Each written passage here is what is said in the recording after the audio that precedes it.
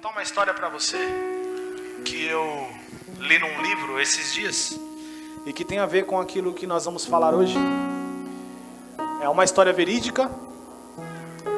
Em certo momento havia dois casais missionários que eles estavam num país que eu não me recordo agora o país, mas era um país onde existiam essas religiões que não aceitam o cristianismo.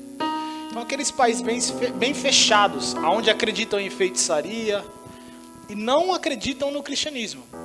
E há uma oposição muito grande, não é como no Brasil que cada um pode ter a sua religião e está tudo bem. É um país onde a religião é a cultura daquele país. E esse casal estava ali. E esse casal acreditava muito em cura divina, em milagres, em prodígios e sinais.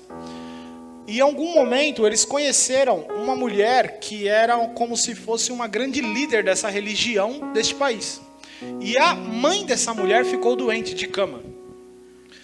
E naquela oportunidade, eles viram uma oportunidade de orar por aquela mãe e quem sabe aconteceu um milagre ali. E aquela mulher que era líder de outra religião, no primeiro instante ela resistiu àquilo. Ela era amiga daquele casal, mas resistiu. Mas o casal falou, nós estamos falando da sua mãe. Então você tem uma oportunidade, é a sua mãe. E ela foi lá e permitiu. E o casal foi e orou. Só que nesse dia que o casal orou, era o dia que eles iam embora daquele país. E eles tinham que pegar o avião. Então eles oraram e foram embora. No meio do caminho, essa mãe ligou. Essa mãe não, a filha ligou, né, que era a líder da religião. Ligou e falou assim, ó, minha mãe acabou de ir para o hospital. Assim que vocês oraram, ela piorou. E ela foi para o hospital. E eu não sei o que vocês fizeram, mas eu peço que vocês vão lá e desfaçam. E esse casal, temente a Deus, começou a perguntar para o Espírito Santo, mas o que aconteceu? Como assim a gente orou pela cura e ela piorou? E esse casal foi para o hospital. Chegando lá no hospital, estava toda a família, que inclusive era toda religiosa, nessa religião que se opunham ao cristianismo. E eles não sabem, até eles contam, não sei como, mas eles permitiram que nós orássemos de novo. E eles entraram na sala do hospital e oraram. E aquela mãe foi curada instantaneamente. E eles foram embora. Só que eles foram embora com uma pergunta para o Espírito Santo. Mas por que ela não foi curada lá? Por que ela piorou? E por que ela foi curada lá no hospital? E o Espírito Santo falou para eles depois de um tempo. É que no hospital, toda a família estava lá. E eu fui muito mais glorificado no hospital do que se fosse lá sozinha você e a líder. Então, por que estou contando essa história? Porque em certos momentos, a história que nós vamos contar hoje aqui, que bíblica, fala muito sobre isso. Em certos momentos, Deus permite que nós cheguemos a mais do nosso limite. Porque quando Ele fizer um milagre, não será afetado só você, mas todos que viram o sofrimento que você teve. Deus nos permite ir além daquilo que possamos. Ou melhor, além daquilo que pensamos que podemos. Porque tem uma frase que eu acho legal, que na verdade assim, ela parece frase de Facebook, até que você viva uma situação, aí você percebe que ela é uma grande verdade. Você não sabe quão forte você é até que você tenha que ser forte. A única coisa que você pode ser naquele momento é forte. Aí você vai descobrir o tamanho da sua força. Quantas situações você viveu que você achou que não conseguiria viver? E talvez alguns aqui hoje estão vivendo uma situação que se você olhasse há 2 anos atrás e alguém falasse que você ia passar por isso, você vai falar, eu não tenho estrutura para passar por isso. Mas talvez você esteja passando hoje. E a pergunta é o porquê. E é isso que nós vamos falar hoje. Um ponto que nós vamos alinhar é, toda tragédia, adversidade ou problema é uma oportunidade para a glória de Deus ser manifestada. Toda tragédia, adversidade ou problema é uma oportunidade para a glória de Deus ser manifestada. Eu vou pedir para abrirem aqui em João capítulo 11. É do versículo 1 ao 44, mas eu não vou ler os versículos do 1 ao 44. Eu vou contar a história. Eu peço que você que for anotar, anote aí, você lê na sua casa, eu vou contar a história. Porque é muito melhor a história contada do que eu ficar lendo mecanicamente. E a maioria das pessoas que estão aqui já conhece a história, que é a história de Lázaro. Lázaro que morre e Jesus ressuscita Lázaro, certo? Quem conhece essa história? Levanta a mão, por favor. A maioria conhece. Quem não conhece, vai conhecer agora porque eu vou contar a história. Jesus estava em certo local com os seus discípulos. E nesse lugar, ele estava ali, conversando, comendo, e chega duas mulheres. Duas mulheres não, na verdade, os mensageiros dessas mulheres, que eram Marta e Maria, que era o irmão de Lázaro. Então pensa comigo, existiam 3 irmãos, Marta, Maria e Lázaro. E eles enviaram um mensageiro para Jesus dizendo: o homem que você ama está enfermo, falando de Lázaro. Então Marta e Maria eram 2 irmãs, muito amigas de Jesus, Lázaro também, e Lázaro estava enfermo. E o termo enfermo ali quer dizer uma doença grave, a ponto de ir à morte. E Jesus ouviu aquilo, e Jesus disse algo muito importante. Ele disse: esta doença não é para morte, mas para glória de Deus, e para que o Filho de Deus seja glorificado através dela. Presta atenção nessa frase. Por quê? Porque essa frase, ela muitas vezes é ensinada de forma errada. Nos faz pensar, às vezes, que Deus envia a doença. Muitas pessoas já trouxeram esse ensinamento, e não é esse ensinamento que nós vamos trazer aqui. Jesus disse: esta doença não é para a morte. E ontem eu estava meditando nesse texto, eu comecei a ler essa frase em todas as linguagens de Bíblia que eu conheço. Eu tenho um programa no computador que tem mais de 12 linguagens. Aí eu ficava mudando. E vendo em diversas linguagens. E uma das linguagens que eu achei muito interessante, que eu não lembro agora a linguagem, mas eu lembro o que diz. Que está dizendo assim: o propósito dessa doença é que Deus seja glorificado. E eu achei muito interessante essa tradução, porque é o que me parece mais claro que Jesus estava querendo dizer ali.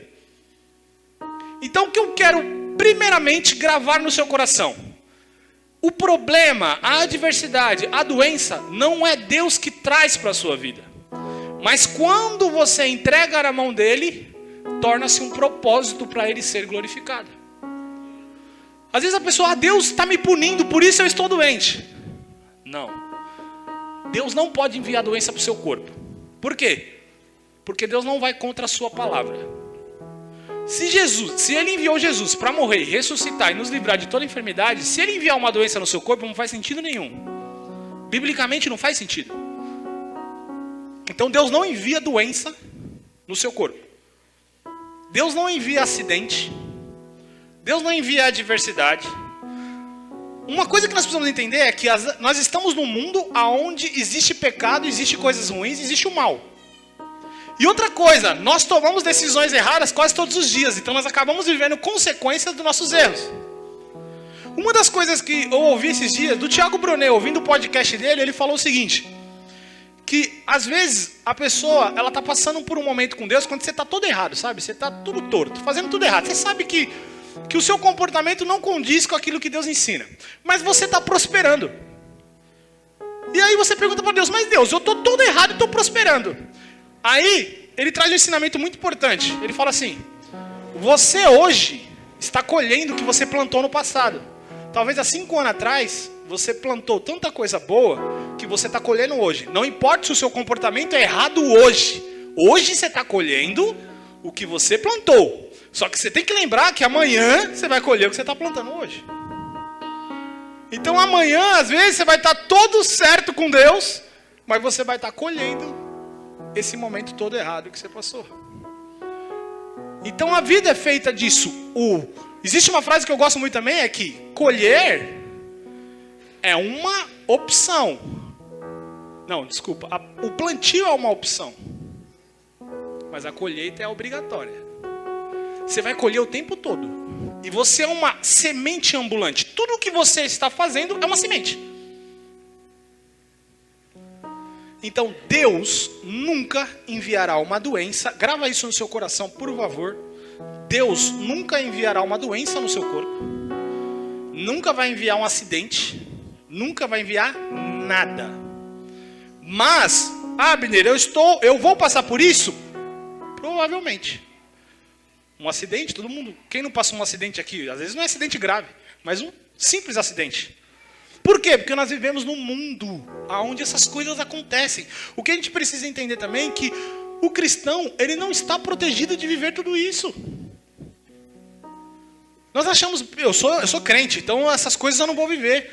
Você vai viver as coisas que a maioria das pessoas vivem. A diferença é o resultado que isso gera em sua vida. Como assim, Abner? Uma pessoa que passou por quantos cristãos você conhece que já passou por um abuso? Mas, Abner, é cristão, como Deus permite uma coisa dessa? Entende que nós estamos num mundo, Deus nos protege, mas nós estamos num mundo onde coisas acontecem. Só que Ele quer fazer de tudo que acontece conosco um motivo para Ele ser glorificado. Por isso, aí faz o sentido o texto. Todas as coisas cooperam para o bem daqueles que amam. Se nós formos perguntar por que Deus permitiu que cristãos fossem mortos em estádios por leões. Cristãos no passado, num passado bem passado, lá na igreja primitiva, Nero, ele levantava cristãos em postes e botava fogo para iluminar a rua. Tem uma história que eu já li nesses livros que conta a história desses cristãos primitivos, de uma família que morreu. E era um lugar onde é como se fosse estádio mesmo, como se fosse aquele coliseu, onde aquela família morreu e várias pessoas vendo. Várias pessoas olhando aquilo, como se fosse um show. Só que aquela família morreu queimado, e ela morria glorificando. E elas estavam sendo queimadas e glorificando, sendo queimadas e glorificando. E é uma história verídica que várias pessoas aceitaram Jesus porque viram a forma que elas morreram. Como alguém morre feliz e alegre e glorificando? Mas por que Deus permitiu isso? Tem uma das coisas que nós só vamos poder perguntar para Deus lá no céu. Mas Deus faz de tudo um propósito. Aquela família, primeiro, olha que coisa boa. Primeiro, aquela família, em segundos depois, estavam com Deus. E outra, a vida delas fez com que diversas outras pessoas no futuro também estivessem com Deus. Voltando para essa história, Jesus fala: esta doença não é para a morte, mas para que Deus seja glorificado e para que o Filho, Ele mesmo, seja glorificado através dessa doença. Mas Jesus continua sentado. E um ponto importante que nós precisamos entender aqui é que Jesus, eu quero que você imagine comigo, Jesus sentado, chega os mensageiros, Lázaro, a quem você muito ama, está doente, prestes a morrer. Jesus fala: esta doença não é para a morte. Mas ele não vai. Ele continua lá, no lugar onde ele estava. Imagina os discípulos olhando para Jesus. Peraí, Lázaro é parceirão dele.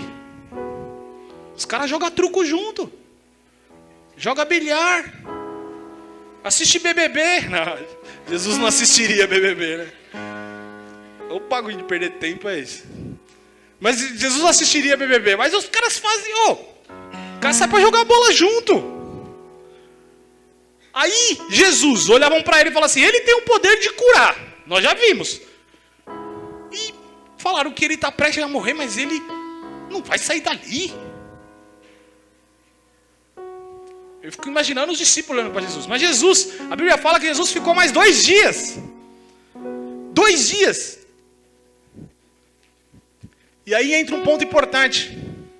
Chegou um momento que ele falou: vamos para a Judeia. O que era a Judeia? Era onde viviam os judeus. E aí a Bíblia correlaciona para nós 2 histórias aqui. Por quê? Essa história aqui acontece um pouco tempo depois de quando Jesus curou um cego de nascença. Grave isso daqui. Não havia uma história no mundo de alguém que tivesse curado um cego de nascença. Não havia. Se você ler a história lá, acho que está em João 9. Foi o primeiro cego de nascença que curaram na história, Jesus. Jesus havia curado aquele menino. E houve maior confusão com os líderes religiosos, porque era sábado, e a religião, você sabe, não serve pra nada, só pra atrapalhar. E começaram a encher o saco do menino foi expulso da igreja, que seria a igreja, que é a sinagoga. Houve uma confusão.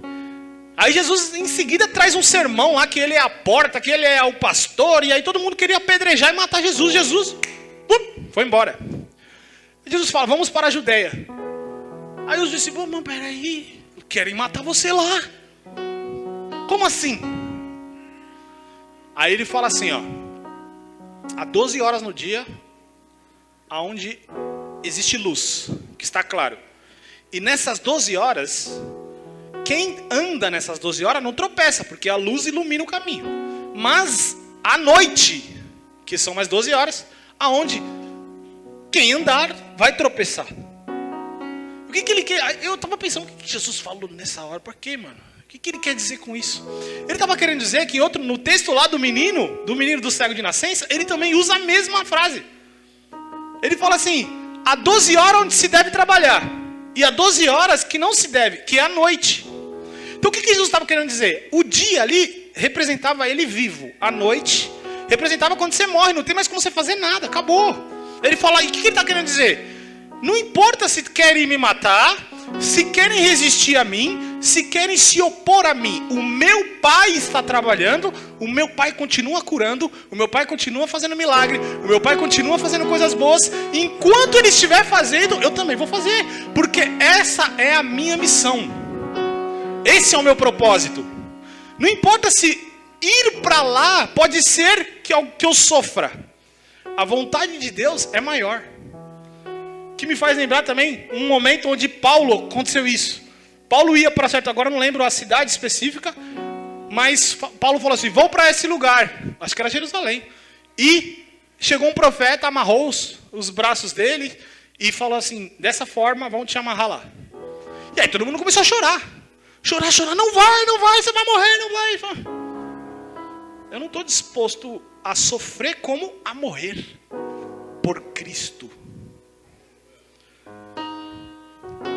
Lembre-se de uma coisa, outra chave muito importante.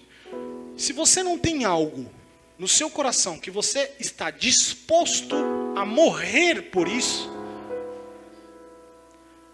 você ainda não teria nem o direito de viver por isso. Por exemplo, qualquer pai e mãe de família que eu perguntar, você está disposto a morrer pela sua filha? Ou pelo seu filho? Está disposto a morrer, entregar a sua vida? Você pode ver como você vive por isso. Um pai vive pelo filho, sim ou não? Uma mãe vive pelo filho, sim ou não? Você percebe que aquilo que você está disposto a morrer, você vive por isso. Todos nós, temos que chegar ao nível de estar disposto a morrer por Cristo.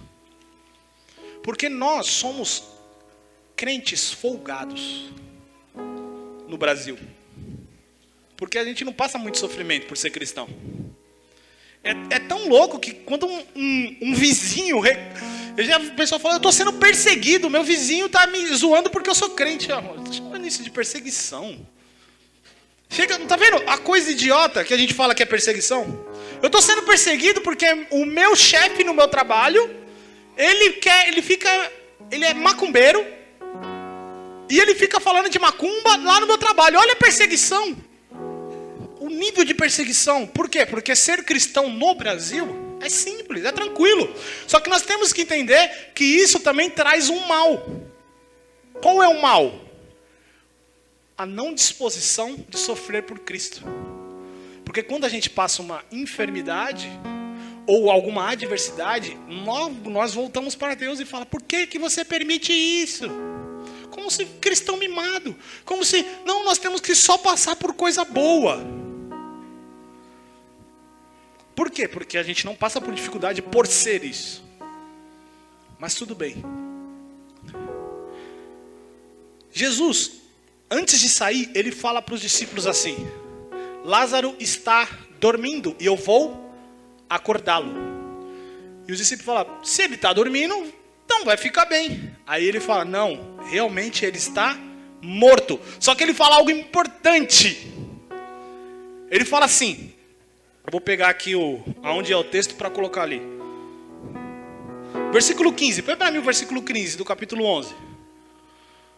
Ó, ele fala assim, e folgo por amor de vós de que eu lá não estivesse, para que acrediteis. Vamos ter com ele. Aqui está na linguagem Almeida Corrigida e Fiel. Ele está querendo dizer o seguinte, que bom que eu não estava lá quando ele morreu. Por eu não estar lá, vocês vão acreditar em mim. É isso que ele está querendo dizer. E ele ainda fala, por amor a vocês, que bom que vocês não estavam lá. Aqui tem uma chavezinha muito importante. Porque se a gente pensar logicamente, ela não faz sentido também. Logicamente, na nossa cultura brasileira, está dizendo o seguinte, eu amo vocês, que bom que ele morreu. Que bom que aconteceu a coisa ruim, porque eu amo vocês.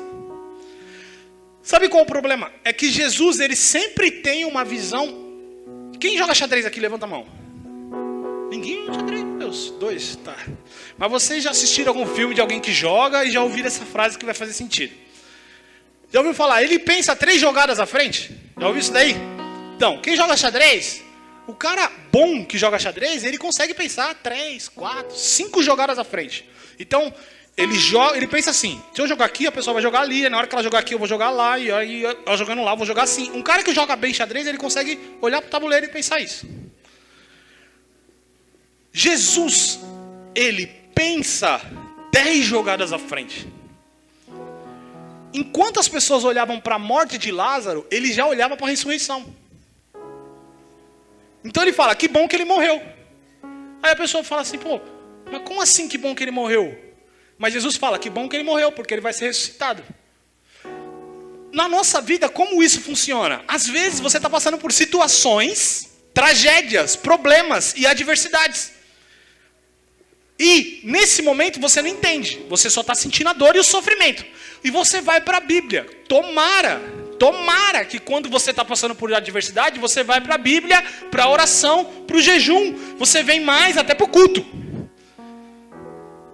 E quando você vem, você ouve que o que você está passando é bom. Aí você fala, ué, como assim bom? Como é assim bom eu estar sofrendo isso?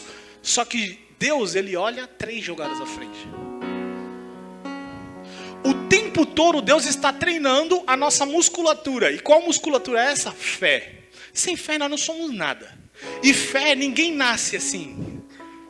Tenho muita fé. A fé, ela é treinada. Toda vez que eu sofro, continuo confiando em Deus e supero, eu me torno uma pessoa com mais fé.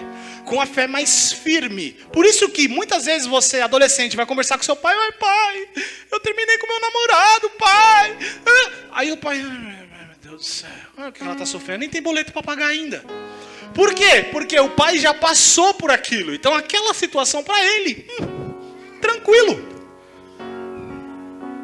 Toda vez que passamos por uma situação e continuamos confiando em Deus, a provisão de Deus vem, nós nos tornamos mais fortes em Deus.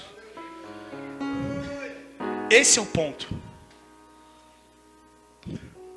Então, quando você passa por adversidade e problema, uma coisa que você precisa entender: problemas, fala isso comigo, problemas e adversidades são normais. Sempre vai acontecer, sendo crente ou não. Não tem como fugir disso. Claro isso daí. Tem um livro do Robert Chiniachik. É assim, ó. Oba, problemas. Porque problemas, quando você supera, você se torna mais inteligente, mais sábio e mais firme.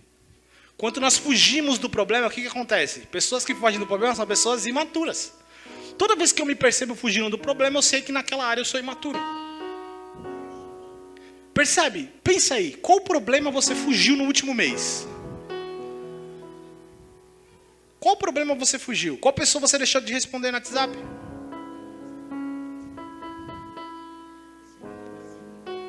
Qual credor te ligou e você não atendeu o celular? Porque uma pessoa que passou por dívida, conseguiu negociar todas as dívidas e depois ela superou e passou por isso, se um credor liga, ela não foge. Ela vai atender e vai falar assim, campeão, posso te pagar dessa forma, dessa forma, dessa forma, é assim que eu posso. Agora, quem não passou e é imaturo, o que vai fazer? Não atende celular ou desliga.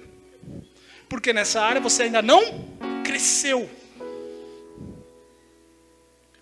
E por isso que a adversidade e o problema é necessário na nossa vida. E quando Jesus diz isso, ele fala, ele já está morto, agora vamos. E ele vai. E ele vai no caminho, e ele demora, não sei quanto tempo para chegar. Provavelmente uns 2 dias também. Se contar que ele ficou 2 dias lá, e Lázaro estava morto há 4, então pode ser que ele demorou 2 dias para chegar. Agora pensa, entra você aí na cabeça de Marta e Maria, lá na casa delas. A Bíblia conta que existiam elas eram conhecidas e várias pessoas estavam na casa delas chorando a morte do irmão. Agora imagina você na cabeça de Marta e Maria. Você pediu ajuda de alguém que você convivia e que tinha o poder para resolver essa situação e essa pessoa não apareceu. Quem já se sentiu assim com Deus? Peraí, eu falei com ele. Ele tem o poder para mudar essa situação. Mas nada aconteceu. Era como Marta e Maria estavam. Peraí, Jesus convivia aqui, pô. A Bíblia conta acho que 3 histórias com Marta e Maria. Oh, e convivia aqui. Nós mandamos chamá-los, falamos que ele estava mal. Por que ele não veio direto? E aí eu quero dizer uma questão para você. Nem sempre a demora da resposta de Deus é indiferença. Não quer dizer que ele não está te olhando. Não quer dizer que ele não te ama. Não quer dizer que ele não vai fazer. Naquele momento você não entende, mas ele está te treinando. Porque um dos segredos que nós vamos precisar aprender, que a fé traz, sabe qual é? Paciência. A fé. Se uma pessoa fala que tem fé, mas não tem paciência, ela não tem fé. Porque a fé para orar com ousadia é a mesma fé para esperar com paciência. Se eu oro com ousadia e falo, Deus vai fazer, e a pessoa fala, pô, mas passou 1 mês e não aconteceu. Mas ele vai fazer. Mas 1 mês que aconteceu. Mas fica tranquilo, ele está fazendo. Mas ninguém vê nada, mas não está acontecendo nada. Só que Hebreus 11 diz que a fé é a prova daquilo que eu não vejo. Deus está fazendo. Deus está fazendo. Deus está fazendo. Se nós fôssemos agricultores, seria fácil de entender muita coisa que Jesus disse. Quando você coloca uma semente no solo e coloca água, quanto tempo demora? Depende de cada semente. Quanto tempo demora para aquela árvore ou planta começar a florescer? Mas se você ficar olhando lá todo dia, parece que nada está acontecendo. Só que dentro do solo está acontecendo. Você já ouviu falar do bambu japonês? Quem já ouviu falar do bambu japonês? Bambu japonês acho que demora 7 anos para começar a crescer. 7 anos! Só que ele cresce para onde? Para dentro.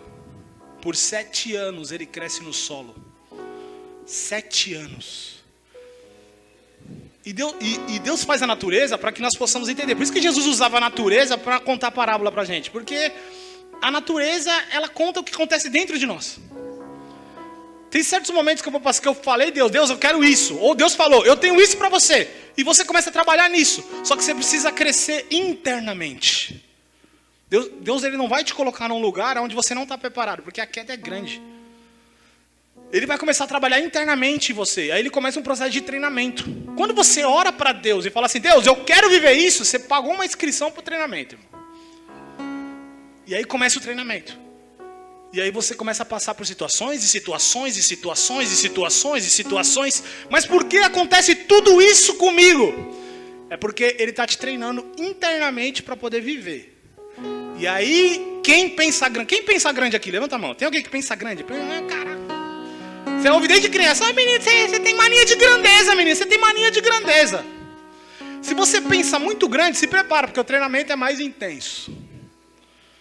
Quanto maior você quer ser, Mas internamente você vai precisar ser treinado. E se Deus falou, eu vou te usar no mundo inteiro, se prepara. Porque para ser usado no mundo inteiro precisa ser treinado internamente. Se a gente olhar para a vida de vários homens da Bíblia, mas vamos falar de Abraão. Deus falou, eu vou te fazer pai de muitas nações. Ele teve que esperar 25 anos para ter o primeiro filho, o filho da promessa. Mas por que Deus fez 25 anos? 25 anos de treinamento. E aí você percebe que em alguns anos ele não estava preparado, porque aconteceu uma coisa e ele mentia. Aí acontecia outra coisa, ele foi lá e teve relação com a serva. E acontecia outra coisa e ele mentia de novo. Então Deus falou assim, tá vendo? Se eu tivesse te dado de primeira, você colocaria todo o meu plano em água, por água abaixo. Então a gente entra num treinamento. Agora fala assim comigo. A fé produz paciência. Paciência. Ó, até o Paulo falou aqui, deu até um insight. Paciência na palavra no português, se a gente fala só a primeira sílaba, é o par, né? Seria isso, né? Eu não sou bom em português não, gente. Se dividir em sílabas, a primeira sílaba é par? Tá, aí eu pego só um pedacinho da outra letra, fica o quê? Paciência. A paciência, ela só existe se eu estiver com paz. Se eu não estiver em paz, não é paciência, eu estou ansioso. Deus não está fazendo, então eu estou ansioso. Não acontece. Mas a paciência real, eu estou em paz. Deus vai fazer. Deus vai fazer. Deus vai fazer. E aí, você chega em outros níveis, que você começa, Deus vai fazer. Deus vai fazer, Deus vai fazer. Aí Deus vai trabalhando dentro de você, você começa, Deus está fazendo. Deus está fazendo, Deus está fazendo. Aí Deus vai começando a trabalhar dentro de você, e você fala, Deus já fez. Primeiro você joga para o futuro, depois é para o presente, depois é para o passado. Quando você conseguiu falar para o passado, colocou no passado firme, convicto, chegou a hora que você está colocando o pé na terra prometida. Deus trabalha dentro de nós antes de mostrar fora de nós. E Jesus chegou naquele lugar, e quando ele chegou naquele lugar, Marta veio e encontrou ele na porta da cidade. Ele não entrou na cidade. Talvez porque os judeus queriam matá-lo. Ele não entrou na cidade. E quando ele chega naquele local, Marta vem e já se ajoelha e já fala assim, se tu tivesse aqui, o meu irmão não teria morrido. E aí ele fala assim, seu irmão vai ressuscitar. Aí ela joga lá para o futuro. Eu sei que ele vai ressuscitar no último dia. E para quem não entende esse ponto no último dia, que quando Cristo vier, quando haver o arrebatamento, todos vão ressuscitar. Se você já tiver morrido, quando Cristo vier, você vai ressuscitar. Aí, depois disso, é muito louco, porque um vão ressuscitar para ir para o céu, outro vão ressuscitar para ir para o inferno, mas todo mundo vai ressuscitar.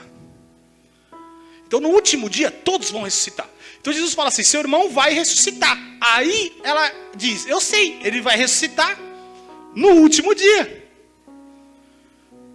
Que são as respostas prontas religiosas. Mas ele fala assim, eu sou a ressurreição e a vida. Ele fala assim, seu irmão vai ressuscitar. E ela joga, ele vai ressuscitar no último dia. Só que ele fala, eu sou a ressurreição e a vida. No último dia, sou eu que vou ressuscitar. Só que eu estou aqui hoje. Eu estou aqui hoje e eu sou a ressurreição e a vida.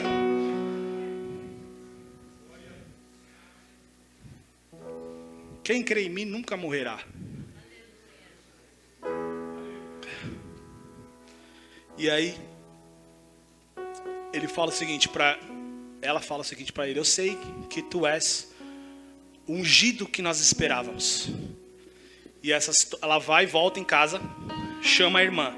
O mestre está te chamando, volta Maria e fala a mesma coisa. Se tu tivesses aqui, meu irmão não teria morrido.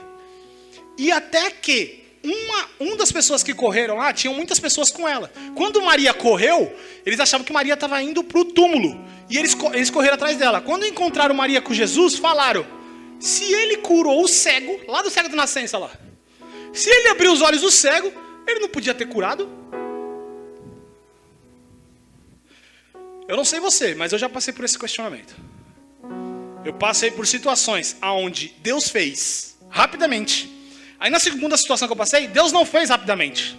Aí eu falo, mas se tu fez, por que não está fazendo agora? Começam os meus questionamentos. Mas se tu fez naquele momento que nem tão inteligente eu era, nem tinha tanta fé assim, e agora que eu estou mais maduro, que eu tenho fé, tu não está fazendo? Maria e Marta, ela representa muito nossos questionamentos internos. Só que esses questionamentos internos, quem está passando por esses questionamentos hoje? Tem alguém? Levanta a mão. Nós já falamos diversos hoje aqui. Tem alguém que já está passando? Eu quero que você entenda que Deus não te julga por isso. Porque às vezes a gente pensa, pô, vou trazer esse questionamento a Deus. Nossa, meu Deus, como eu tenho pouca fé. Deus, ele sabe o nível de fé que a gente tem. E ele vai julgar cada um segundo o seu nível de fé. Então ele não vai falar, tá vendo, você não tem fé, eu não vou fazer. Deus não é assim. Ele vai trabalhar para que essa fé cresça. Simples assim. Então não tem problema você chegar com esse questionamento. É melhor que você chegar para esse Deus do que para as pessoas do lado. Então Maria fez isso, fez esse questionamento. As pessoas ao lado falam assim, ele curou o cego, podia ter livrado. Aí Maria, ela estava tão triste, Marta, que Jesus chorou. Daí vem Jesus chorou. E ele ficou tão comovido. E ele falou assim, aonde vocês colocaram o corpo? E disseram para ele, vem ver. E ele foi. Chegou lá, no lugar onde ele estava, ele fala, tire a pedra.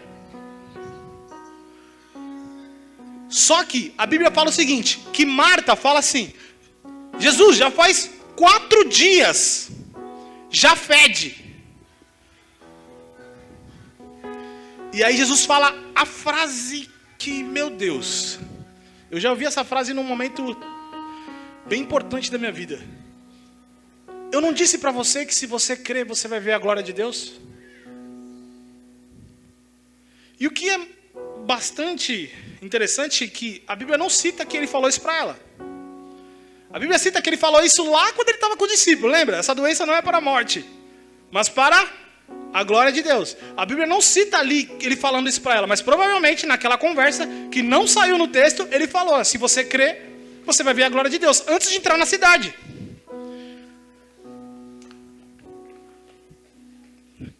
Entra um ponto importante. Eu tenho uma tarefa para você fazer na sua casa. Você vai pegar uma folha de papel, ou hoje em dia, aplicativo e bloco de notas, e vai começar a escrever o que Deus está te falando nos últimos dias. Porque Deus, ele não fala tudo de uma vez, ele vai dando sinais. Ele fala uma coisa, aí você vai e age. Ele fala outra. Se ele falar tudo de uma vez, você para de depender dele, vai embora e vai quebrar a cabeça na primeira parede que tiver na frente. Então ele não fala tudo de uma vez, ele vai falando em sinais. Só que o problema é que se a gente não anota esses sinais e não vai guiando esses sinais, a gente vai saindo do caminho o tempo todo. Jesus falou para ela, se crês verás a glória. Mas quando ele mandou tirar a pedra, ela já não lembrava o que ele falou. Aí quando ela falou, tira a pedra, que aí entra o ponto importante aí. Tem certas coisas que Deus fala na nossa vida que ele vai fazer. Mas quando a coisa começa a acontecer, a gente fica com medo. É o que aconteceu com ela. Se crês, você vai ver a glória de Deus. Aí a primeira mudança que tem, você tem que fazer tal coisa. Peraí. Aí tá complicando aí. Porque quando Deus age, tem uma coisa, nós somos cooperadores. Eu não gaguejei não, repeti de propósito. É que parecia que eu estava gaguejando, não parecia? É que essa palavra é muito importante. Cooperadores. A gente fala assim, Deus opera. Só que Deus não opera sem você, porque você é um cooperador. Quando Deus faz algo, ele precisa da sua ação cooperando com a dele. Ele precisava tirar Lázaro. Ele ia ressuscitar Lázaro, mas falou, vai lá e tira a pedra. Quando as coisas ficarem bem complicadas na sua vida e Deus for agir, vai ser necessária uma ação sua. Mas não uma ação de esforço, mas uma ação em resposta à palavra dele. Ele vai falar, vai lá e faz isso. Por quê? Tira a pedra que eu ressuscito. Mas a fé e a ação, elas são inseparáveis. Não existe fé sem ação. A fé não é uma inação. A fé é ação. Tiago fala muito bem isso. Não há fé sem obras. Quer dizer, essa obra aí é ação. Fé sem ação não existe. Então você está crendo em Deus. De repente você tem um sinal, uma intuição. Uma palavra. Lembra uma coisa. Deus não fala. Eu sempre falo isso quando eu tenho oportunidade de palestrar, de pregar. Deus não vai falar assim: Diego, faça isso. Igual nas novelas, sabe? Deus não fala. De repente vai vir algo aqui. Eu tenho que fazer isso. Sabe aquela intuição? Aquele sexto sentido, aquela voz da sua consciência. É claro que você vai ser treinado também, outro treinamento, a ouvir Deus. Mas Deus, ele fala assim, às vezes num sonho. Deus fala por impressões. O que é impressão? Daqui a pouco vem uma imagem. Você pensou numa pessoa do nada. O que acontece isso? Pensou numa pessoa do nada. Pensei do nada. Não estava nem pensando nessa pessoa. É Deus, irmão. Ou você tem que ligar, ou você tem que orar, ou você tem que interceder, jejuar. Alguma coisa você tem que fazer. Deus está falando. E entre uma coisa, Deus não faz nada na terra sem um ser humano. Tem pessoa que fala, Deus não precisa de você. Se Deus sem você, ele não faz nada na terra. Nada. Até para mudar a sua vida, ele precisa de você. Então Deus vai dar uma direção. Tire a pedra. E aí, ela questionou, mas Jesus está fedendo. Já faz 4 dias. E ele fala, se você crê. Eu não disse que se você crê, se você veria a glória de Deus. Eu não disse para você que se você crê, você vai ver a glória de Deus. Agora é a hora de ver a glória de Deus. E ela mandou que eles tirassem a pedra. Eles tiraram a pedra e ele disse, Lázaro, sai para fora. E é muito louco, porque ele falou Lázaro, né? Eu fico pensando, sabe por quê? Nós estamos falando de Jesus, o Filho de Deus. Imagina se ele fala, sai para fora. Porque quando Jesus fala ali, Jesus ele tinha uma consciência muito clara que ele andava no mundo natural e no espiritual. Todos nós vivemos assim, só que nós não temos essa consciência clara do mundo espiritual. Jesus tinha. Se ele falar, sai para fora morto, capaz de sair a multidão, tanto de morto que tinha. Ele falava, Lázaro, sai, dá o nome, certinho. Só tinha Lázaro lá dentro, não precisava falar o nome. Mas ele fala por quê? Porque ele tinha o poder da vida e da morte na mão dele. Se ele mandasse sair os mortos, bom, já sai morto até de país que nem existia naquela época. Então ele fala, Lázaro, sai. Bum, direção direta. E aí o milagre acontece. Só que, para a gente finalizar, eu vou colocar aqui a oração que ele faz antes. E nessa oração, ele dá o intuito porque ele não fez o milagre antes de Lázaro morrer. Deixa eu pegar o texto específico.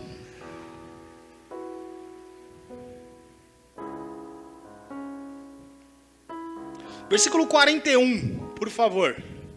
Versículo 41. Olha, Jesus, ele está orando nesse momento, tá? Ele está falando com o Pai. Ele fala o seguinte.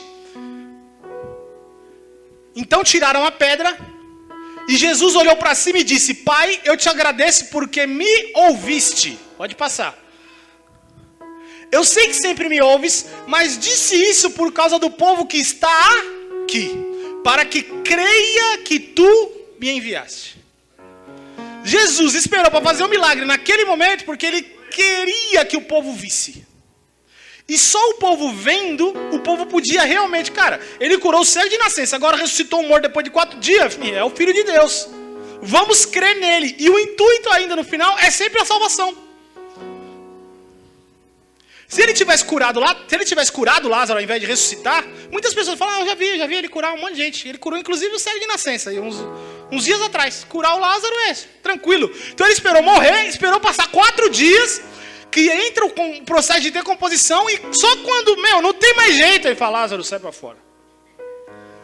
Agora eu te dei, ele tá dizendo assim, agora eu te dei todas as provas de que eu sou o Filho de Deus.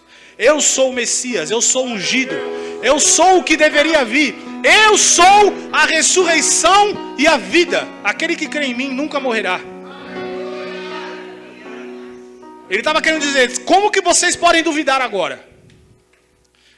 É assim que Deus faz, muitas vezes na nossa vida. Ele espera a situação passar do limite. Porque se ele já te livrou, quantas vezes no limite ele já te livrou? Você está lá passando no limitinho, ele vem e resolve. Você está lá passando no limite, ele vem e resolve. Ele vem e resolve, virou até uma muletinha para você já. Você já sabe até como fazer. Vou esperar o limite acontecer, chegou o limite, dou uma jejuadinha, vou lá no profeta e acontece. Só que chegou um momento que ele vai falar assim, não, no limite não resolve mais. Virou muleta. Eu vou deixar passar o limite. Aonde você entra no desespero, onde você acha que não vai acontecer mais, já era, acabou, morreu, tá morto, tá fedendo, chegou a hora, já tá lá no céu ou no inferno. Ele fala assim, sai pra fora.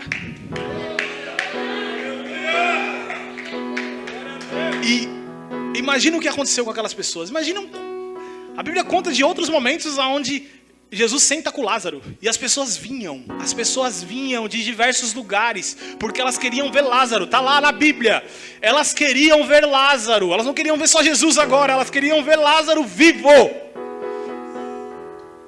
entende? Elas queriam ver Lázaro, o objetivo dele lá atrás, essa doença não é para a morte, tinha um objetivo, que é o objetivo que estava acontecendo.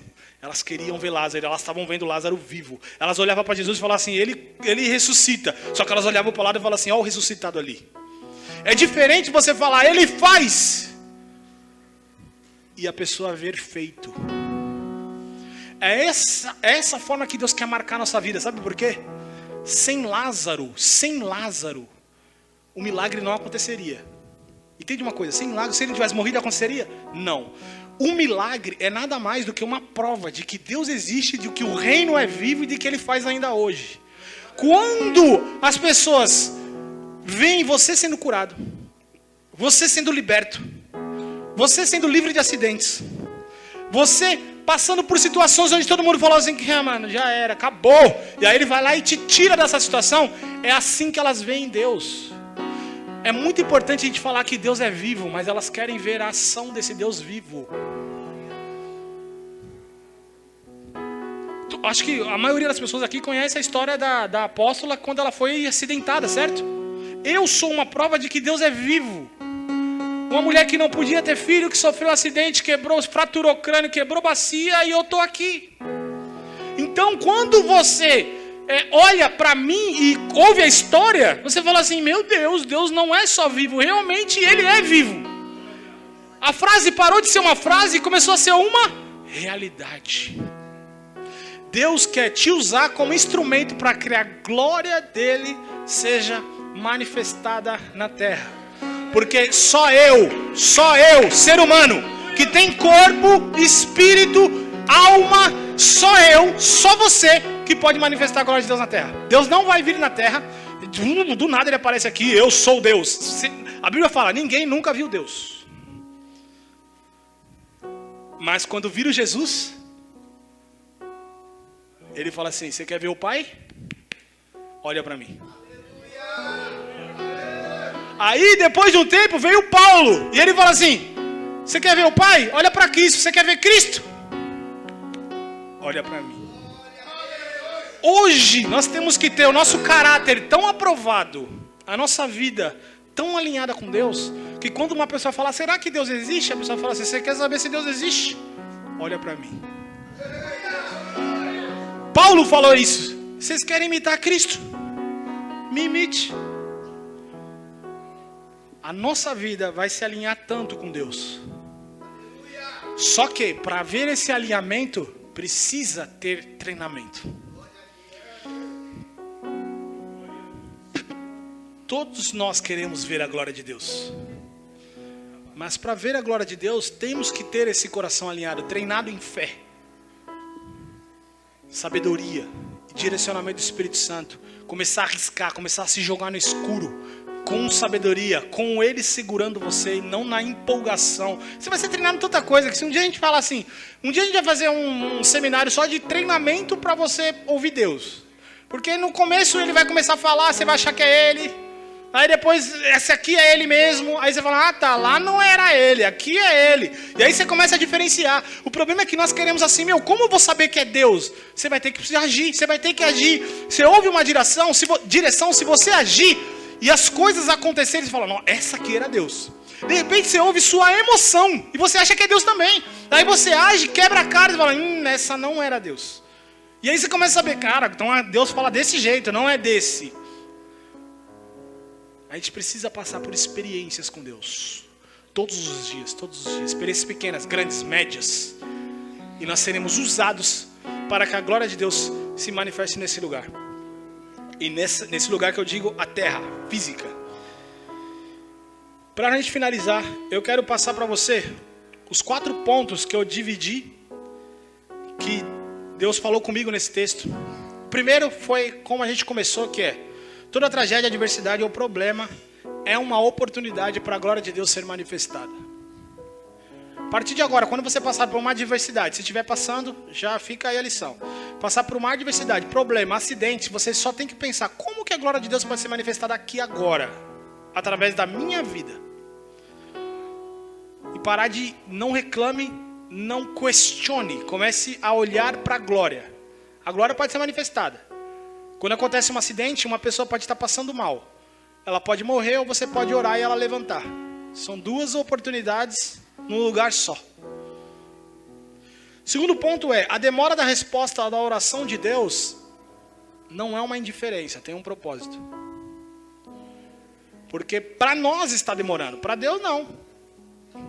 Para Deus só não é a hora dele ainda. Jesus falava direto, ainda não é minha hora. Então o que vocês querem que eu vou? Então, para você é uma demora, mas para Deus não é. Para Deus não é o momento. Então, existe um propósito nessa demora. E 3, a fé tem sua oportunidade de ser exercida nos dias difíceis. Nos dias bons, temos que ter um espírito de gratidão. Nos dias difíceis, atitude de fé. E dias difíceis virão. Isso não tem dúvida nisso, isso é uma certeza. E a fé é exercida. Lembra disso daqui, ó. Quem aqui sabe fazer bolo? Levanta a mão, quem sabe fazer bolo? Sabe fazer bolo? Beleza. Quando é que o fermento do bolo cresce? Quando? O fermento. Você colocou fermento no bolo, quando é que ele começa a crescer? Fala alto alguém. Quando põe passar. O fermento ele cresce no fogo. É no fogo que o fermento cresce. Uma vez Jesus disse, cuidado com o fermento dos fariseus e de Herodes. Sabe o que quer dizer um fermento? São conceitos, crenças que você tem na sua cabeça. Ele estava querendo, cuidado com o ensino dos fariseus, cuidado com o ensino. O ensino torna-se uma crença. Toda crença que você tem, você foi ensinado a ter essa crença. Então, é no momento de pressão que aparece e se revela o que você acredita. É no momento de fogo que realmente se revela o que você acredita. Muitos já passaram por situações aqui de falar, Deus cura, Deus cura, Deus cura. Quando começou a passar por uma situação muito tensa, ela começou a falar, será que Deus cura? Então, revelou-se o que você realmente acredita. Você tem que trabalhar essa crença para que ela se torne uma verdade. Seja no momento bom, ruim, trágico, o que for. Então, grave disso. A sua fé, o que você acredita, realmente é revelado no momento de pressão. Nos dias difíceis, nos dias tensos. Mas não se desespere, só, você está aí, quer dizer que existe uma dúvida em mim ainda, vou trabalhar essa dúvida. Isso é o treinamento de Deus. Deus não permite que você passe por uma pressão para que Ele mostre que você não crê. Está vendo como você não crê? Não, Ele quer que você entenda, você ainda não crê. Trabalhe isso, para que eu possa te usar mais. Para que você possa receber mais. Porque Cristo já fez tudo. O que você recebe depende do que você acredita. E o último é, Deus nos permite a chegar a limites para que Ele seja glorificado através do nosso milagre. O milagre que Deus faz na minha vida é para glorificar Ele, não a mim. Quando Ele faz um milagre em mim, Ele é glorificado de todas as formas. Assim como o milagre de Lázaro, Lázaro voltou à vida. Nossa, ele devia estar muito agradecido. Mas o evangelho foi pregado porque ele voltou à vida. Pessoas vinham de todas as cidades para ver o milagre. E é esse milagre que Deus quer fazer na tua vida, na situação que você está passando hoje. Ou um familiar seu está passando hoje. Para isso, eu vou pedir que você se levante.